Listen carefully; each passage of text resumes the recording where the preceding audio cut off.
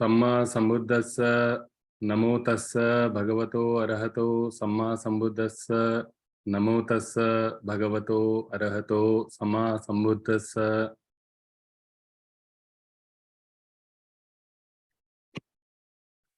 Greetings, everyone. I hope you've all been well.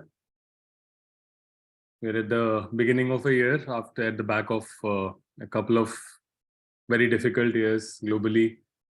Even this year seems to have started with a challenge for a lot of people. There have been globally the economy is slowing down. There have been a lot of layoffs. And today I want to touch on a topic.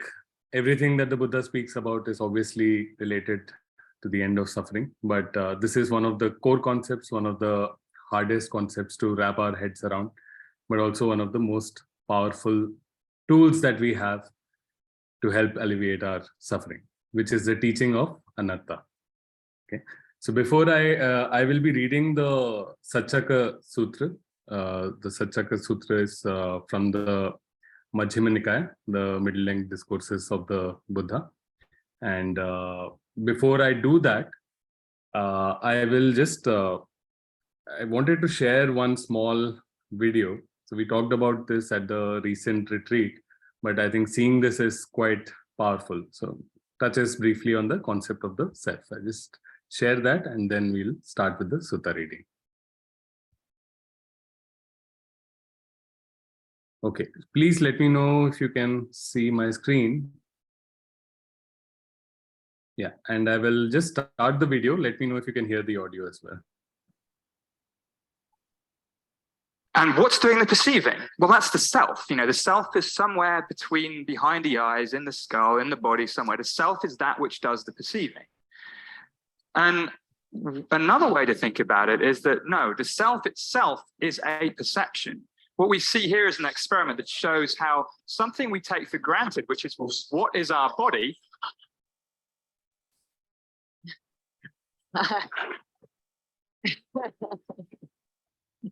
So normally I'd say don't try this at home, but seriously try this at home. It's lots of fun.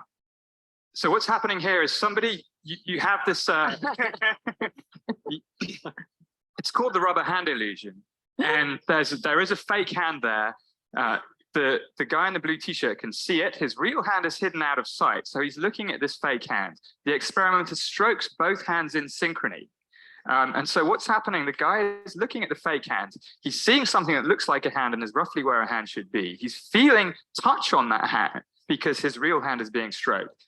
That's enough evidence in this sort of Bayesian way for the brain to make a best guess that fake hand is part of his body. Now, it doesn't feel exactly like that it's his hand. In fact, there's a lot of individual differences in that depend on various things. But it's an uncanny feeling, and you can tell that the brain is really assimilating that, because when you stab the fake hand, you get this, as you could see, quite a dramatic startle response.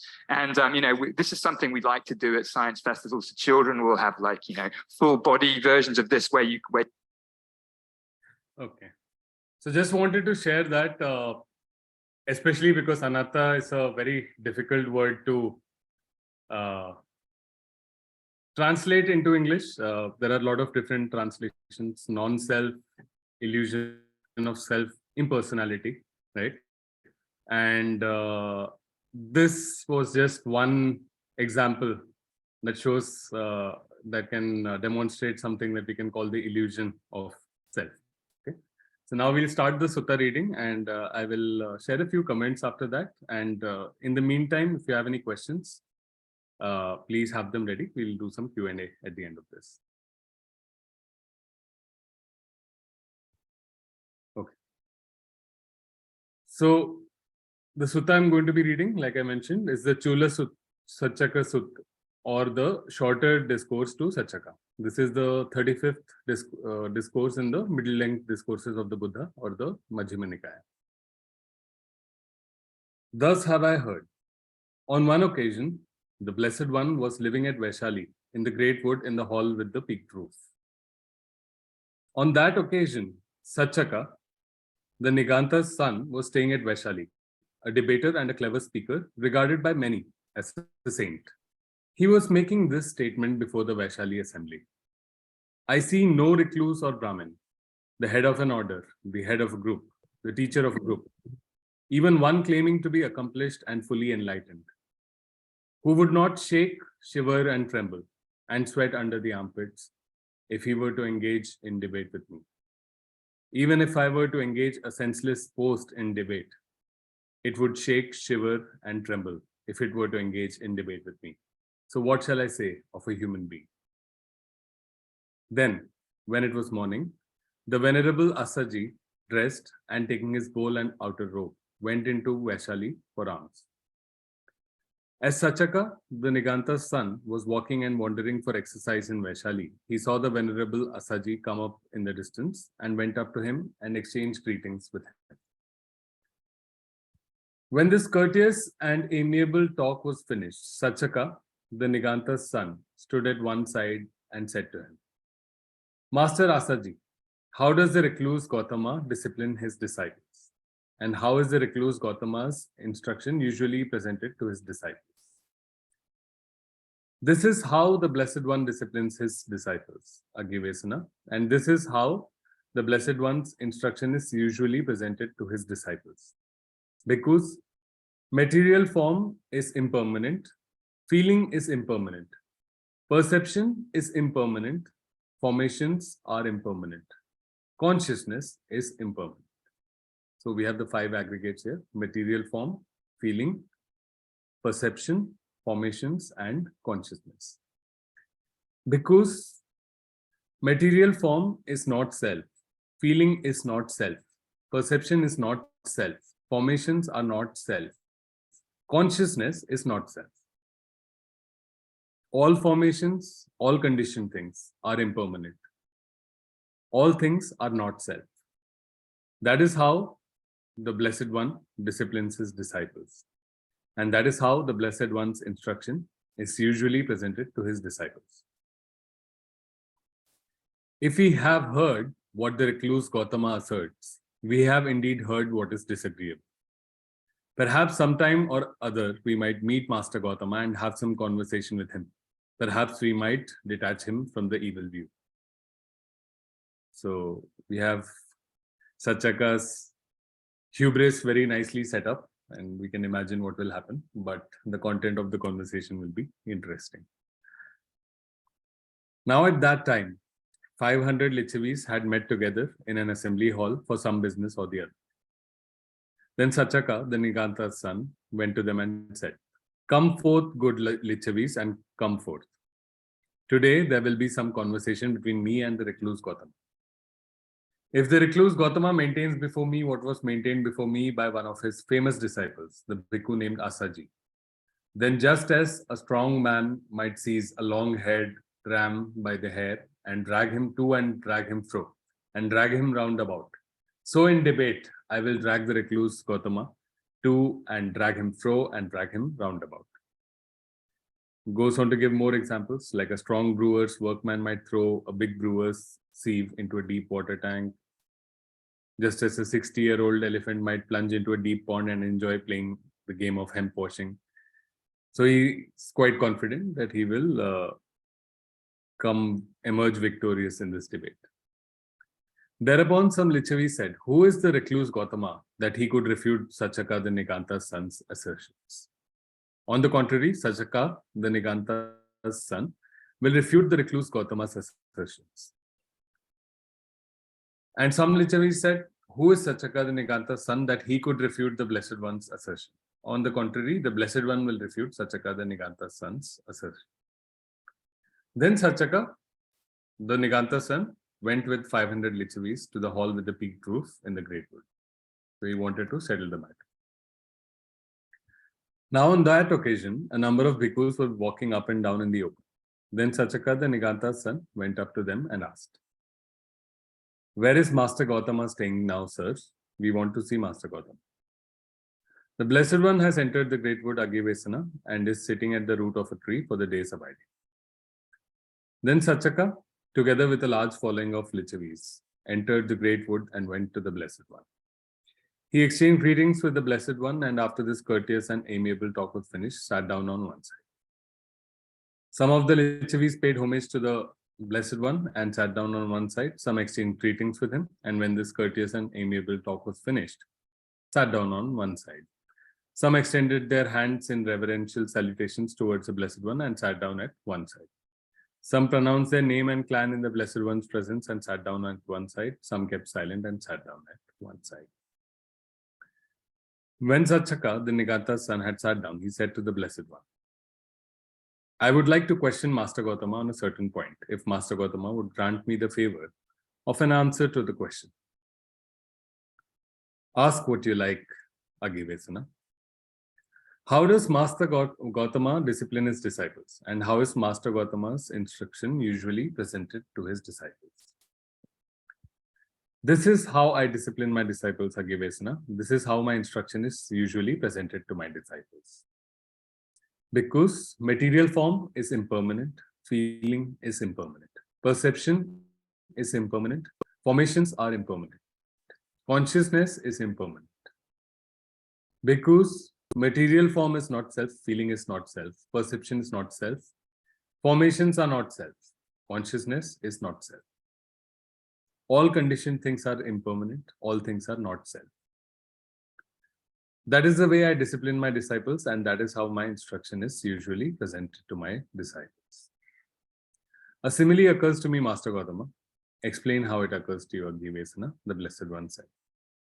Just as when seeds and plants, whatever their kind, reach growth, increase, and maturation, all do so in dependence upon the earth, based upon the earth, and just as when strenuous works, whatever their kind, are done, all are done in dependence upon the earth, based upon the earth. So too, Master Gautama, a person has material form as self, and based upon material form, he produces merit or demerit. A person has feeling as self, and based upon feelings, he produces merit or demerit. A person has perception as self, and based upon perception, he produces merit or demerit. A person has formations as self, and based upon formations, he produces merit or demerit. A person has consciousness as self, and based upon consciousness, he produces merit or demerit. Agivesana, are you not asserting thus? Material form is myself, feeling is myself, perception is myself, formations are myself, and consciousness is myself. I assert thus, Master Gautama. So he's doubling down. Material form is myself, feeling is myself, perception is myself, formations are myself, consciousness is myself. And so does this great multitude. It's referring to the band of people that have come with. What has this great multitude to do with you, Agivesana? Please confine yourself to your own assertion alone. Then Master Gautama, I assert thus, material form is myself, feeling is myself, perception is myself, formations are myself, consciousness is myself. In that case, Agivesana, I shall ask you a question in return. Answer it as you choose. What do you think, Agivesana?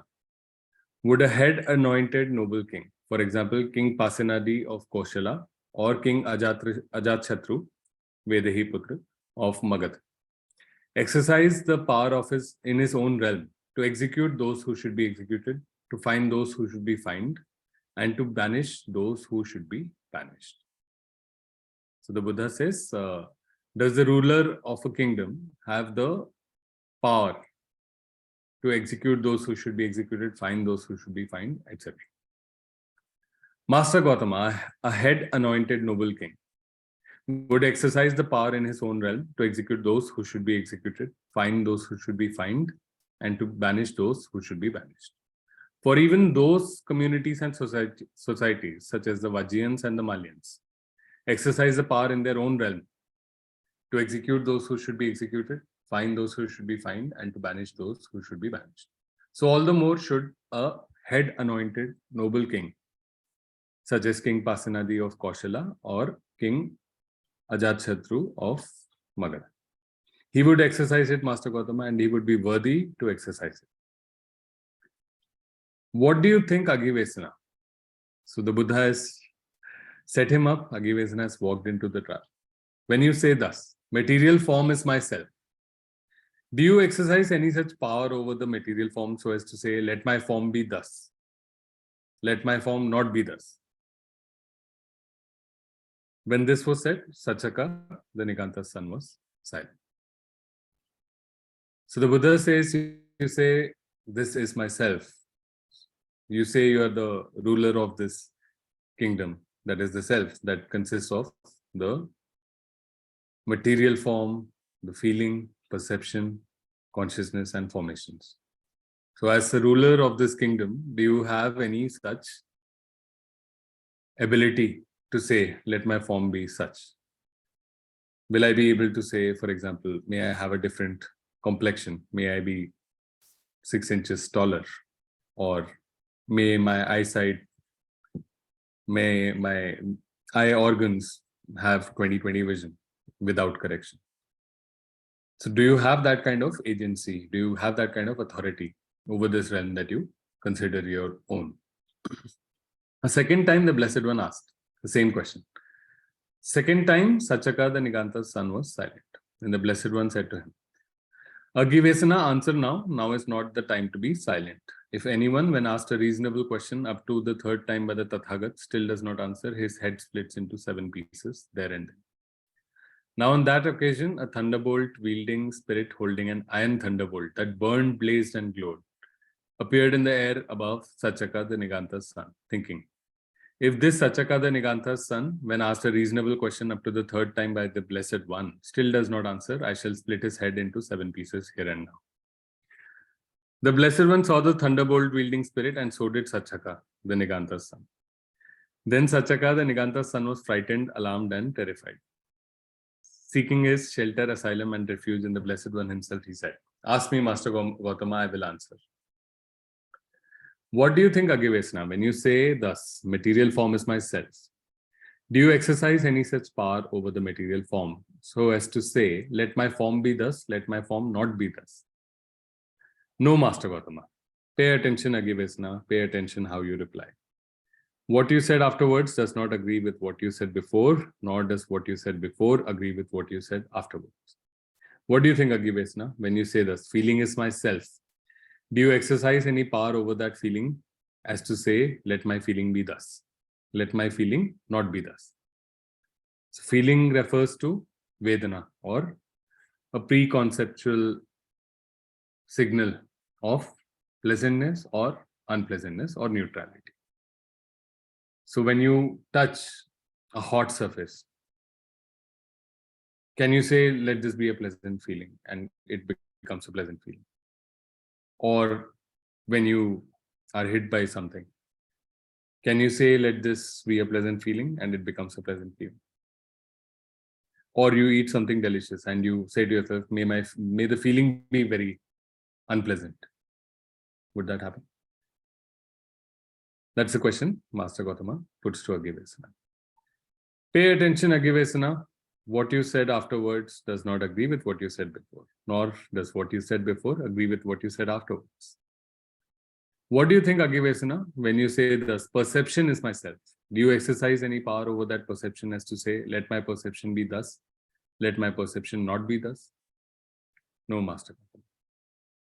So when you see an object, say a bus, can you train your mind to say, think of it as a rabbit? You cannot. The perception happens on its own. When you agree with a certain ideology or you dislike a certain ideology, can you say, let my perception be different, that this ideology seems aligned with what I think? Can I look at a person and automatically have a perception that this is somebody else? No, Master Gautama. Pay attention, Agivesana. Pay attention how you reply. What you said afterwards does not agree with what you said before, nor does what you said before agree with what you said afterwards. What do you think, Agivesana, when you say this? Formations are myself. Do you exercise any such power over those formations as to say, let my formations be thus, let my formations not be thus? And the same thing with consciousness. What do you think, Agivesna, when you say thus, consciousness is myself, do you exercise any such power over that consciousness so as to say, let my consciousness be thus, let my consciousness not be thus? Can you see people of different heights and not be able to differentiate that, be able to differentiate it in a different way, in a different order of heights? No, Master Gautama. Pay attention, Agivesna. Pay attention how you reply. What you said afterwards does not agree with what you said before, nor does what you said before agree with what you said afterwards. What do you think, Agivesna, is material form permanent or impermanent? Impermanent, Master Gautama. Is what is impermanent suffering or happiness? Suffering, Master Gautama. Is what is impermanent, suffering, and subject to change fit to be regarded thus? This is mine, this I am, this is myself. No, Master Gautama. What do you think, Agivesna, is feeling permanent or impermanent? Impermanent, Master Gautama. Is what is impermanent suffering or happiness? Suffering, Master Gautama. Is what is impermanent, suffering, and subject to change fit to be regarded thus? This is mine, this I am, this is myself. No, Master Gautama. And Gautama inquires about the others as well. Is perception permanent or impermanent? Formations, consciousness? Impermanent, Master Gautama. Is what is impermanent suffering or happiness? Suffering, Master Gautama. Is what is impermanent suffering and subject to change fit to be regarded thus? This is mine, this I am, this is myself. No, Master Gautama. I'll just take a pause here. So we've heard of the three characteristics, right? Impermanence, things are always in flux. Things are dependent on conditions to emerge. Because of this impermanence, if we attach a sense of happiness, if we attach a sense of okayness, I'm happy, I'm okay, I'm delighted if things are this way, and they always remain the same. They are subject to impermanence, they will change. And therefore, anything that is impermanent cannot be thought of as something that will give sustained happiness. It will, if we attach our happiness to things remaining in that same state, something that is dependent on a number of other conditions. As soon as the conditions change, that state will change, and what we needed, what we were depending on to be happy, that will vanish, and that will lead to suffering. Agivesna sees this. He says, what is impermanent? He sees all the things, forms, perceptions, formations, consciousness. All of these are impermanent. We can see forms, we can see our own body, impermanent, subject to change. We grow older, we go through different health problems. Our forms are impermanent. Our cells in our body get replenished completely. Every individual cell in our body gets replenished completely over the matter of a few years. They are not the same as before. Our perceptions, what we understand of the world, the concepts that we have. So before, for example, we came across the Dhamma. The word impermanence may have had very little meaning for us. It has a very different meaning for us. The word Dhamma may have a very different meaning for us. It has a very different meaning for us today. There may be some difference after this talk. So things are constantly in flux. Are formations permanent or impermanent? Your decision-making tendencies, your volition, how you perceive things, what is your tendency? Do you see something to be just or unjust, fair or unfair, something to be irritating or something to be let go? what tendencies you have, those formations, are they permanent or impermanent? Always subject to change. Is consciousness the way you see things? So you may not know a language as a child, and you learn the language. Your ability to discern meaning in a sentence, for instance, becomes very different. As you start understanding different colors, your ability to differentiate between shades keeps changing. As we grow older, our ability to hear high frequency sounds changes. Consciousness too is impermanent. And what is impermanent is subject to suffering. Especially when does this happen? When we regard it as this is mine, this I am, this is myself. When we attach our definition, we take this word I, we take this word self, and we think this is something unchanging. We think it is not something that is arising depending on the conditions. We think this is something separate, something permanent, something eternal, that is outside of what is happening in the world, that is not dependent on the things that are subject to change. But this conception, even the name that we have, that we use when we think of ourselves, is given to us by somebody else.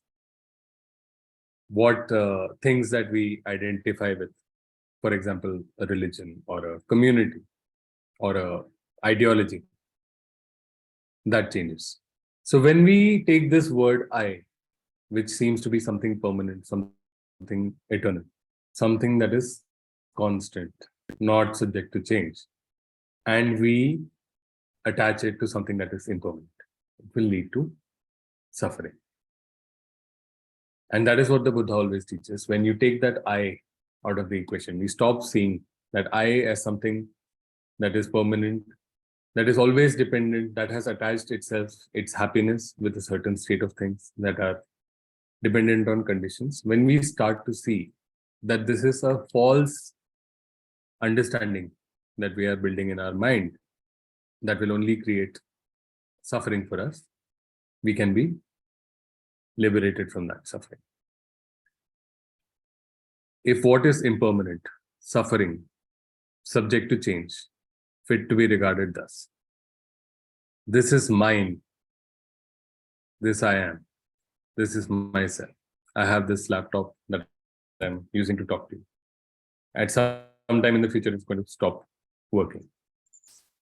If I make it a part of my permanent self, this is mine, I will have grief when it stops working.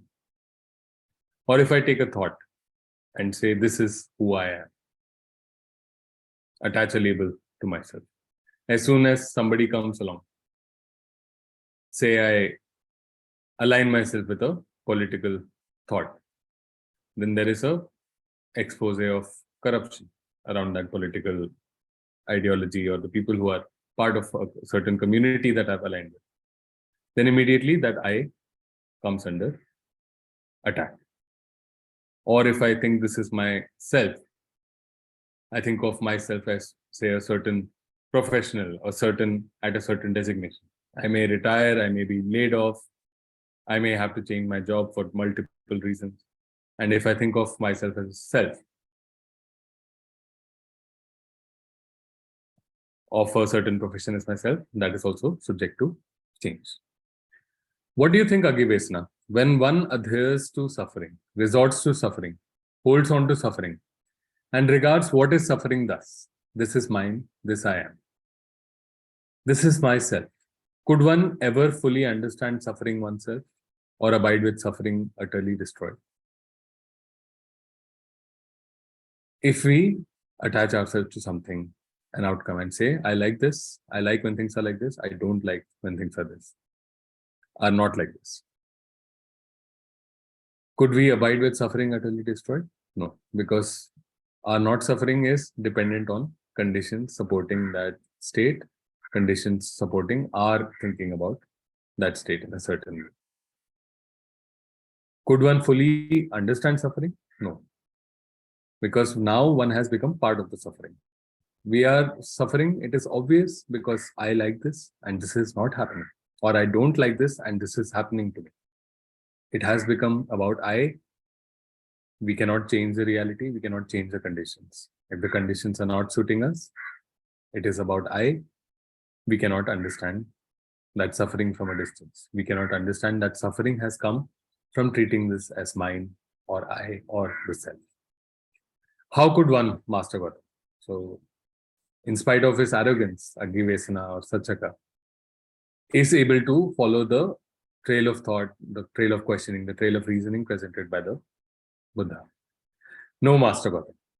What do you think, Agivesana? That being so, do you not adhere to suffering, resort to suffering, hold to suffering, and regard what is suffering thus? This is mine, this I am, this is myself. How could I not, Master Gautama? Yes, Master Gautama.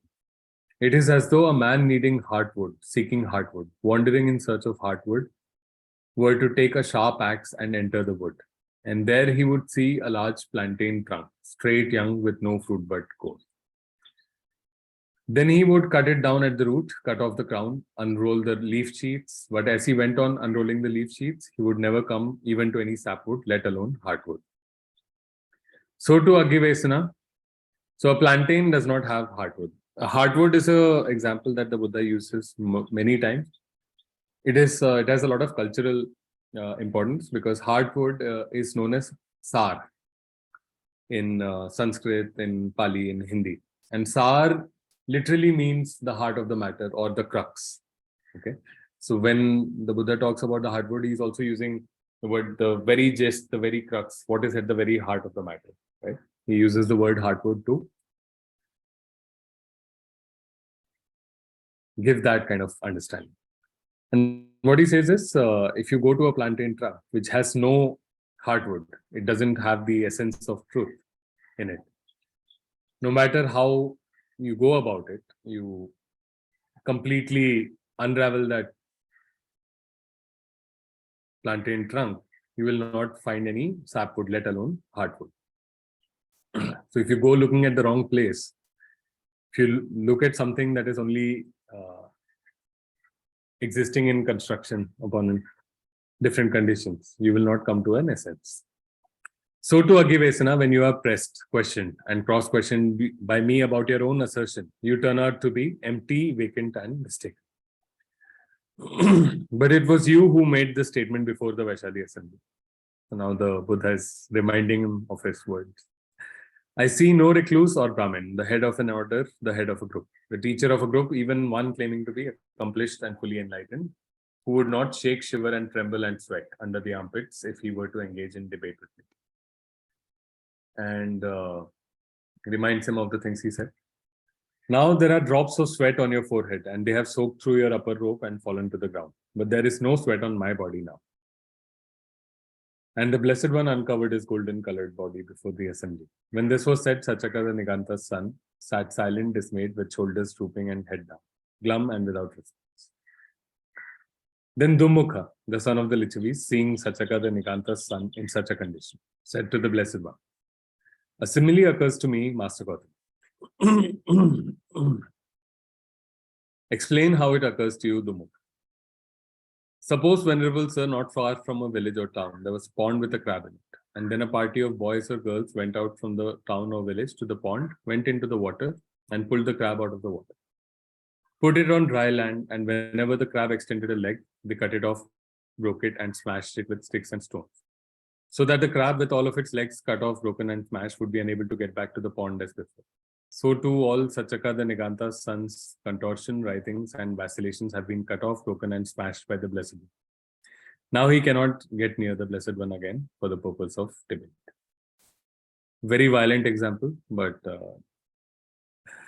perhaps those were the parts of speech used in those days. Saccaka the Nigantha's son told him, wait, Dummukha, wait. We are not speaking with you. We are speaking with Master Gautama. Let be, Master Gautama, that talk of ours and of other ordinary recluses and Brahmins. It was mere prattle, I think, but in what way is a disciple of the Master Gautama one who carries out his instructions, who responds to his advice, who has crossed beyond doubt, become free from perplexity, gained intrepidity, and become independent of others in the teacher's dispensation? Here, Agivesana, any kind of material form, whatever, whether past, future, or present, internal or external, gross or subtle, inferior or superior, far or near. A disciple of mine sees all material form as it actually is with proper wisdom thus. This is not mine, this I am not, this is not myself. Any kind of feeling, whatever, any kind of perception, whatever, any kind of formations, whatever, any kind of consciousness, whatever, whether past, future, or present, internal or external, gross or subtle, inferior or superior, far or near. A disciple of mine sees all consciousness as it actually is with proper wisdom thus. This is not mine, this I am not, this is not myself. It is in this way that a disciple of mine is one who carries out my instruction, who responds to my advice, who has crossed beyond doubt, become free from perplexity, gained intrepidity, and become independent of others in the teacher's dispensation. Master Gautama, in what way is a bhikkhu an arahant with taints destroyed, one who has lived the holy life, done what has to be done, laid down the burden, reached his own goal, destroyed the fetters of being, and is completely liberated through final knowledge? Here, aggregates, any kind of material form, whatever, whether past, future, or present, internal or external, gross or subtle, inferior or superior, far or near. A bhikkhu has seen all material form as it actually is with proper wisdom thus. This is not mine, this I am not, this is myself. And through not clinging, he is liberated. So on with the feeling, perception, formations, and consciousness. It is in this way that a bhikkhu is an arahant with taints destroyed, one who has lived the holy life, done what has to be done, laid down the burden, reached his own goal, destroyed the fetters of being, and is completely liberated through final knowledge. When a bhikkhu's mind is thus liberated, he possesses three unsurpassable qualities: unsurpassable vision, unsurpassable practice, and unsurpassable deliverance. When a bhikkhu is thus liberated, he still honors, respects, reveres, and venerates the Tathagata thus. The Blessed One is enlightened, and he teaches the Dhamma for the sake of enlightenment. The Blessed One is tamed, and he teaches the Dhamma for taming oneself. Blessed One is at peace, and he teaches the Dhamma for the sake of peace. The Blessed One has crossed over, and he teaches the Dhamma for crossing over. The Blessed One has attained Nibbana, and he teaches the Dhamma for attaining Nibbana. Okay, so there is a little bit of the sutta left. It is a fairly long sutta. In the mid-length discourses, there are obviously longer suttas. So I will not go through the rest of this sutta. So Saccaka is fully convinced, without any remainder of doubt in his mind, about the wisdom of what the Buddha said, and he invites the Buddha over and for a meal, and makes the donation to the Sangha and takes refuge in the Buddha. So very interesting. It's one of the more colorful suttas. A lot of interesting examples given by Saccaka and by other people. The Lichavis clearly had very colorful ways of giving similes and metaphors. But at the face of it, just logic, a logical understanding of self, attachment to different things does not stand in the face of understanding the three characteristics. Everything is impermanent. Whatever we think in a moment, I like it, I don't like it, I want this, I don't want this. Whenever we attach ourselves to something, it is dependent on conditions. When we go deeper in our meditation, even when we start off in our meditation, right, we get thoughts that come up. We didn't ask for them to come up. We didn't decide that let's sit and maybe 30 seconds into our sit, let's start thinking about something random. Let's start thinking about the last television show we watched, or the last argument that we had, or,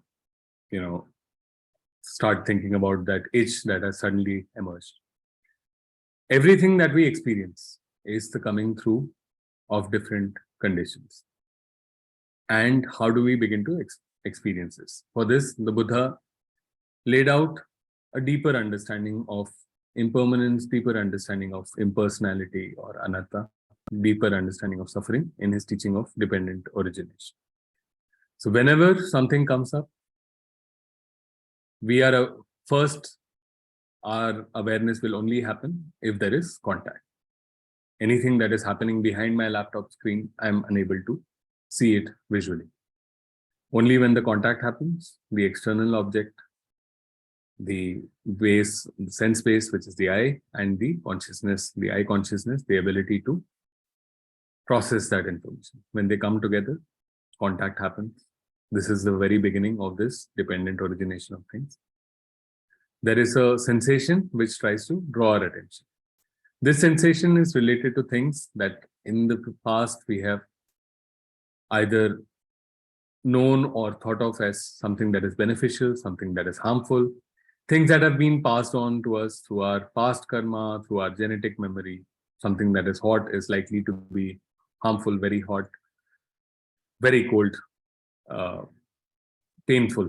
These are things that we don't need to figure out for ourselves at the first. We don't have to learn them, we don't have to remember them, we don't have to memorize them. They are deeply ingrained in us. A painful feeling will come up when we touch something like this.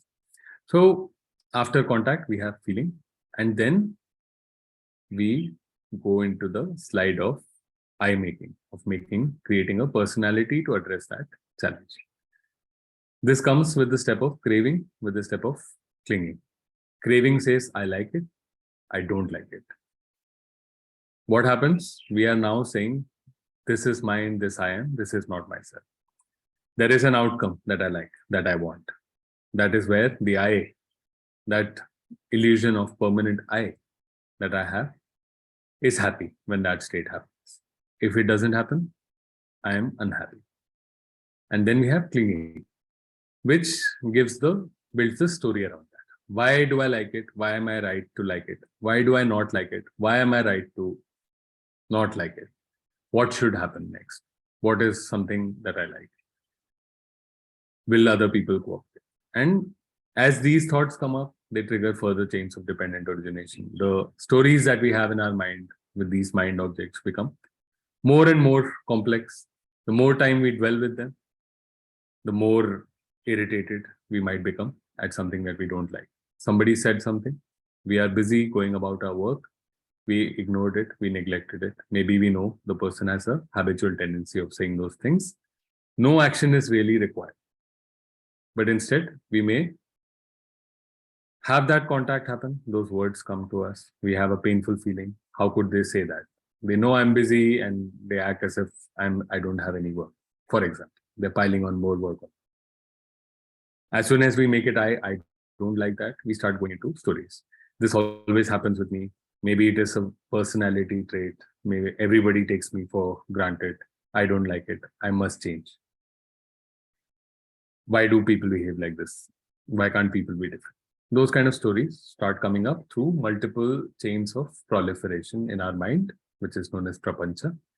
Multiple chains of dependent origination being triggered. And why did this happen? Because of that I making. As soon as I comes into the picture, it is not optional to act on something. If I don't like something, what could be more important in the world than to act on it or to think about it? If I like something, what could be more important in the world than to act on it? Even if it means breaking a precept. If I don't like it, even if it means saying something bad, judging something, creating division, speaking harshly, telling a lie. If I like something, if I want something, taking what is not given, again, telling a lie to get that, creating divisions to get that, everything is fair game, right? As soon as we attach ourselves to that I, in that has come up in that situation, not understanding that this is impermanent, this is subject to change, and this is going to lead to suffering. Not just because the conditions change, the state that we want change, but also because in the process, we are doing unwholesome actions, that is setting off an entire chain of events which create suffering for us as well as for other people. And this is how we work head on in this practice, in Twim taught by Bhante Vimalaramsi. This is what he identified. This is what the Buddha identified. Why did he talk about craving as the origin, the basis of suffering? This is the point in that downward slide, downward cascade, where we start taking things personally, making it about ourselves, attaching our happiness as the result of the outcome in that situation. The I like it, I don't like it mind. This is craving. And the best part, why is craving the origin of suffering? Why is it craving the part that cessation we should work on? Is because we can learn to identify it. This is what we do. Every time we use the 6 R's, we recognize that our mind is caught up with an unwholesome thought. We release that thought. We don't follow it. We understand it is a thought that has come up. As we practice, we understand that we didn't bring the thoughts up. It is not I. It is not, I did not decide to bring it up. Something in the environment, something in the conditions made it favorable, made it suitable for this thought to come up. And now we are engaged with it. The more we feed it our attention, the stronger the craving will grow, and the more we will continue in the chain of proliferation that is associated with that thought. So what do we do next? We relax the tension and tightness in the mind. And this is something remarkable that Bhante realized from the suttas, saw it in his practice, and was able to connect the dots. That this craving, this tension and tightness in the mind is a direct symptom of that craving, that I making. It is the foundation of that I. We relax the tension and tightness in our mind. There is still craving in the background. We smile, reduces the craving further. And we bring our mind to a wholesome object, which is where the Brahma Viharas become important. Because the Brahma Viharas, metta, the feeling of goodwill that we are sending to other people, metta, karuna, mudita, or upekha, the feeling that we are sending is not directed towards our personal benefit. So it reduces the craving further. We are wishing well for other people, not fixated about the I. This reduces it further, and that is why we also have the last step, which is repeat. If craving was so easy to get rid of, we would all be arahants very, very quickly as soon as we learn the 6R technique. This thing will come up again because of our old habits. We have taken whatever are the concepts, sangya, the perception, right, that are associated with the situation that we have personalized. Even those concepts that we have a personalization in them. If you think of a yellow bus, you have a certain liking or disliking of it. If you think of an actor, if you think of a colleague, if you think of a family member, everything in every situation, when you add concepts to them, there is a flavor of liking or disliking about it. They do this very well, I like it. However, they could do this better. I don't like where they are right now. Right? So this craving is why we have the repeat step. Yet again, when the conditions are right, this will come up. We have not completely let go till the point comes that we completely let go of the craving in it. Something happened. Some of us, for example, may not be interested in a particular thing. So some people may not be interested in fashion at all. Some people may not be interested in sports at all. You read some news about it and it's as if you never read it. It's not in your mind anymore. There is no craving associated with it. But if there is craving associated, those things are in your mind. When the conditions are right, they will come up again. That's why you have the repeat step. Every time the craving comes up, every time we recognize it, we use the 6 R's. And every time we use the 6 R's, we feel this tremendous sense of relief. Bhante calls this a mini nibbana or a mundane nibbana. Why is this happening? Because in that instant, we have let go of that I. By relaxing that craving, we have let go of our mind is attached with that particular thought that has come up because it wants something to change there. I like something about this, I want more of it, or I would like it to be different. I don't like it the way it is. Those are the things that our mind fixates about, what we want to change about the world to get it to a state where it is acceptable to us. That is why we think about things. That is why we fixate about those things. As soon as we use the 6 R's, as soon as we diffuse the craving, it no longer becomes personal. It's just something that came up that caught our attention, and now we have let it go. And we are back to our object of meditation till the next thing comes up. That relief that we get, even though there is still some craving left behind over there. That is the mini Nibbana. And now, complete deliverance that the Buddha talks about is when you're able to see it in everything, when you're able to see that something only seems personal, because that is a very easy way for us to think about things. It is harder to think objectively about things. It is harder to think about things without inserting our agenda.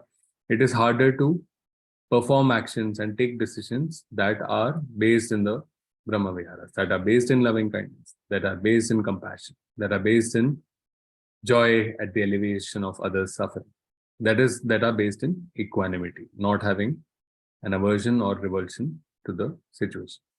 When we do that, we act without craving. And somebody who reaches that ultimate state of Nibbana that the Buddha talked about, ultimate deliverance, they are able to feel that peace that comes at the end of a 6 hour.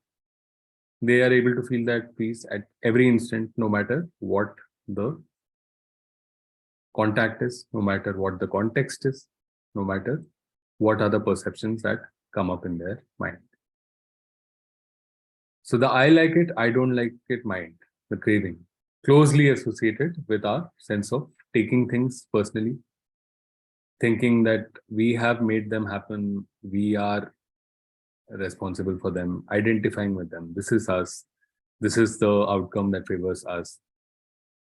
Thinking of them as possessions, mine, a relationship which is bound to change at some point in the future. Not understanding the impermanence. So that is the Buddha's teaching on Anatta. It's a it's very counterintuitive for us, because right from childhood, we are conditioned externally. We are also conditioned through past karma. We are also conditioned through our genetic makeup. Right? We are creatures that have evolved because we are able to always act in so-called self-interest, and that is useful. That makes sure we don't step in front of a moving bus. That makes sure we don't fall off a high place. That makes sure we don't end up cutting ourselves when we are eating food with a knife and fork.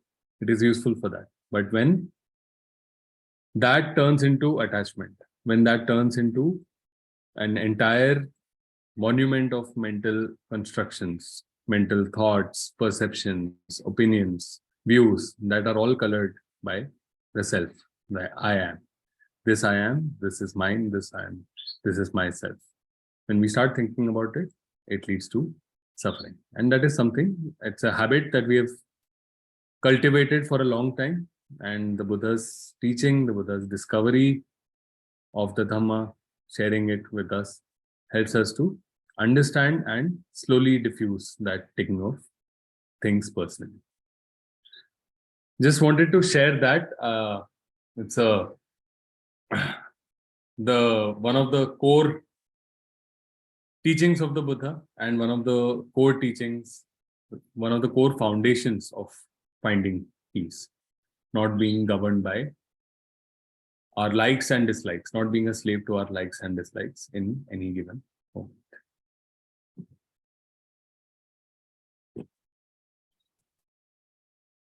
Happy to have any questions. I think I've taken up all the time. It was a slightly long sutta, and I think I spoke a lot as well. So, May, do you think we can take a few questions? Yes, of course. Are there any questions anyone wants to ask?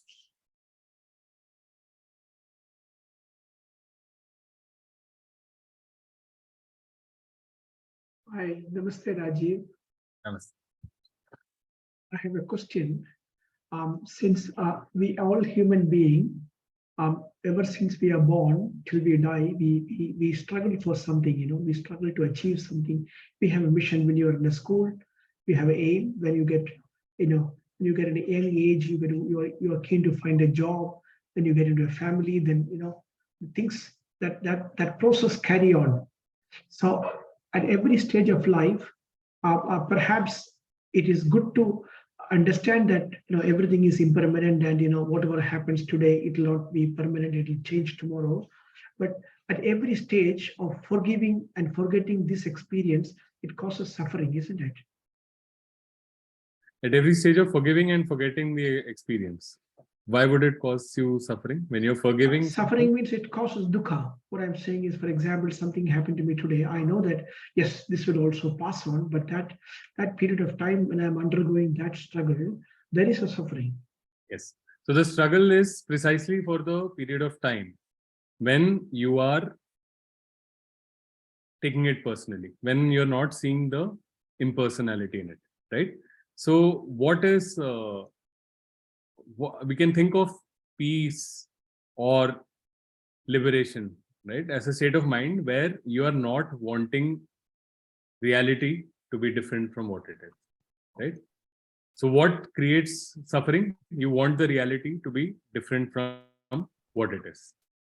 And that is where you bring in the I like it mind or the I don't like it mind. I don't like the fact that reality is different from what I want, or the fact that I like something and I want more of it. I want, I want to be in this reality forever. That is the reason why we create suffering.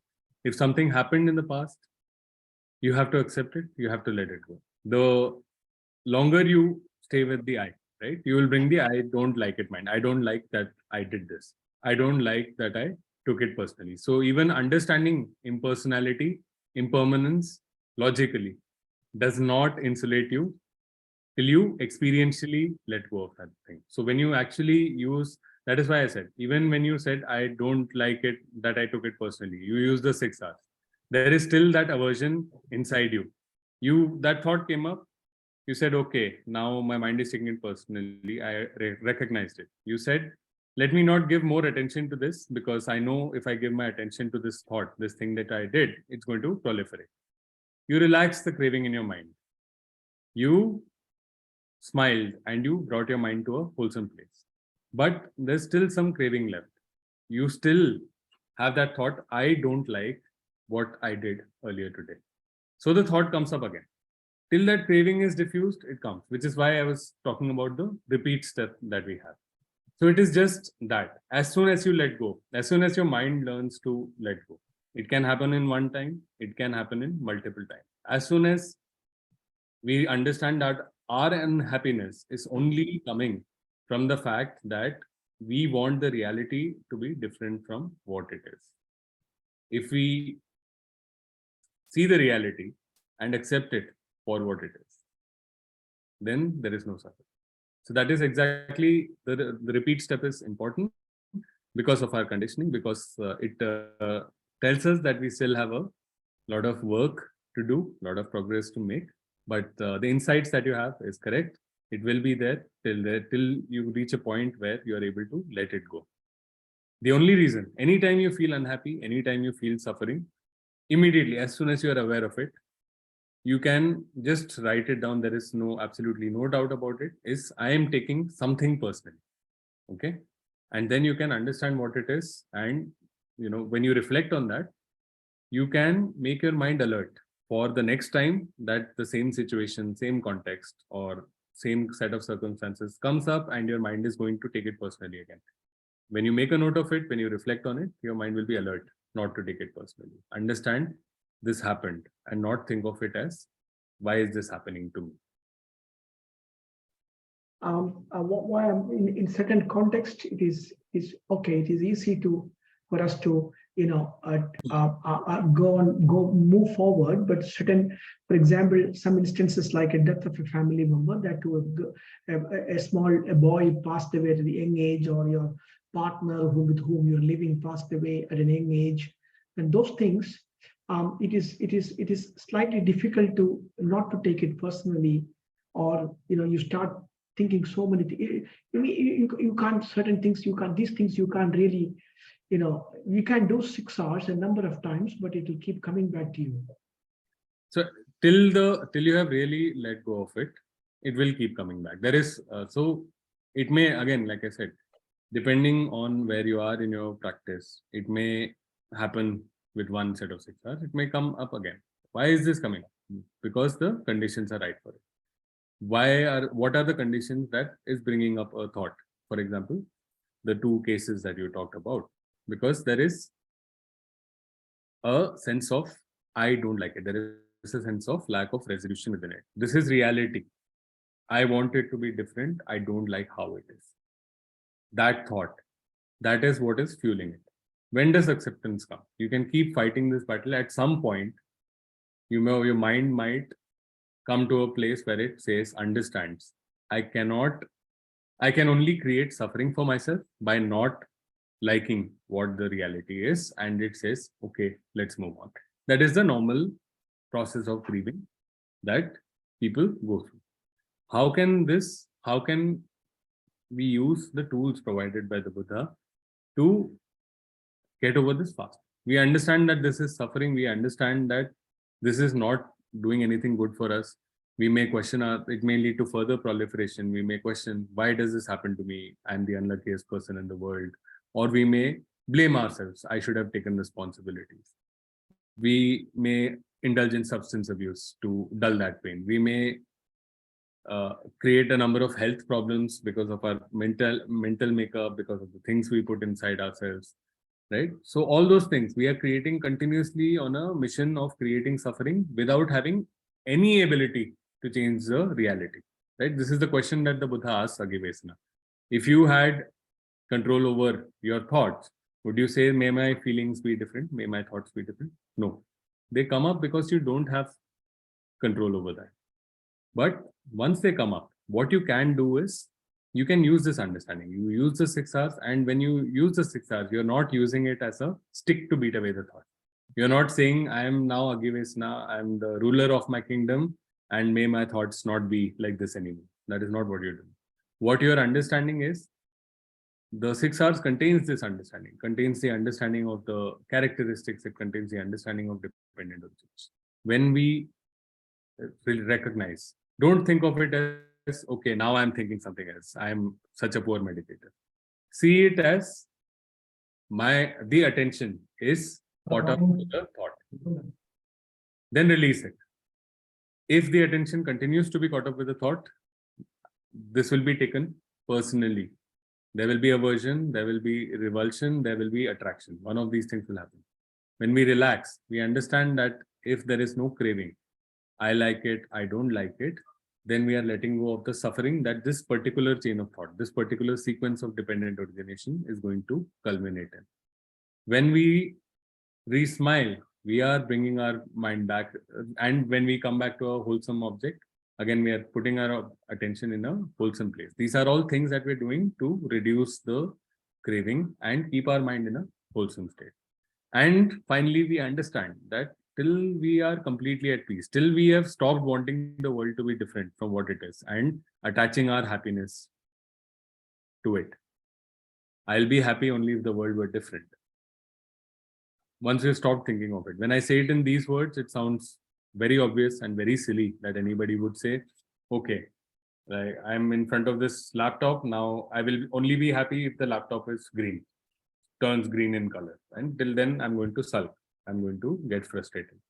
This sounds like a very ridiculous and foolish thing. But when we start thinking of things personally, then there is no amount to the inability of us to see things, which is what the Buddha says. When one is attached to things, then one cannot understand suffering, let alone let go of suffering in that instance. In this very sutta, he mentioned that. So that is what we need to see, we need to understand. If we are using the 6 hours as a weapon, as something to push things away, it will not work, because then we have bringing in new craving. We are bringing in aversion while we are doing 6 hours, right? So we are bringing in craving, and that it will come up with revulsion again. Okay, why has this come up again? Next time it comes up, your mind will not say, okay, the manual says use 6 hours as often as needed. Your mind will say, again, I'm thinking about the same thing. This practice is not helping me. Why am I not happy already? Why am I not enlightened already? All those kind of thoughts will come. So when you 6 hours, that is why the smile is important, because the smile also it also teaches us to be kind towards ourselves. It says that, hey, you're not terribly incompetent, you're not a fool for thinking these ways. When we smile, we bring that acceptance. Hey, this happened. Let's move forward and let's teach our mind the right lesson. We have the kindness that we bring towards a child in teaching them different skills. That same kindness we have to bring towards our mind as well.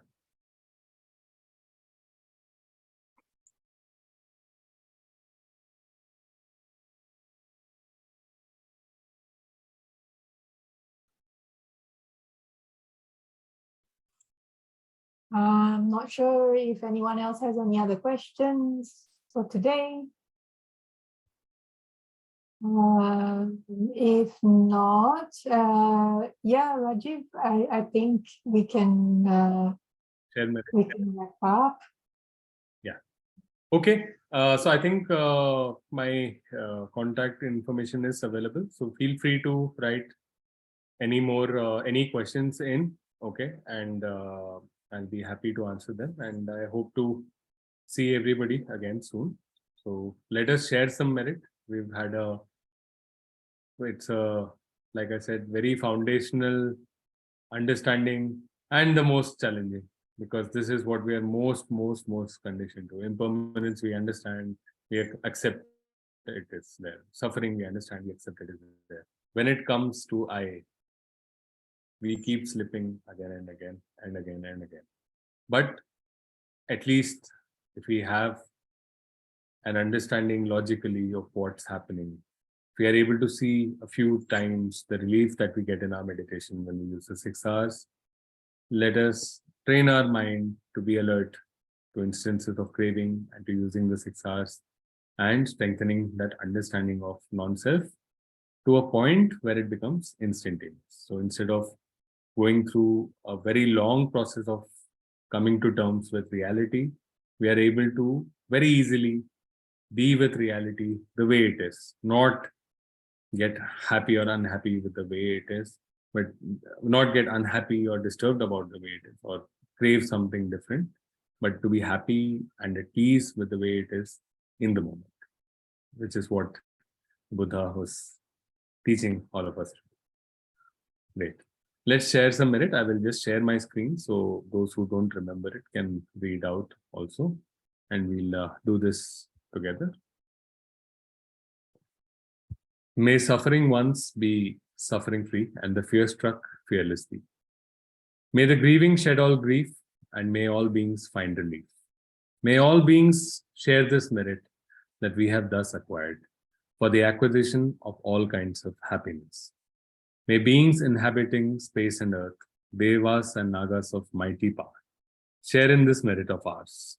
May they long protect the Buddha's dispensation. Sadhu, sadhu, sadhu.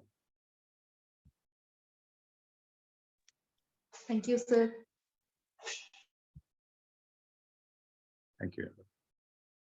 Thank you, Rajiv. Thank you, everyone. Wish everyone a great rest of the day, wherever you are.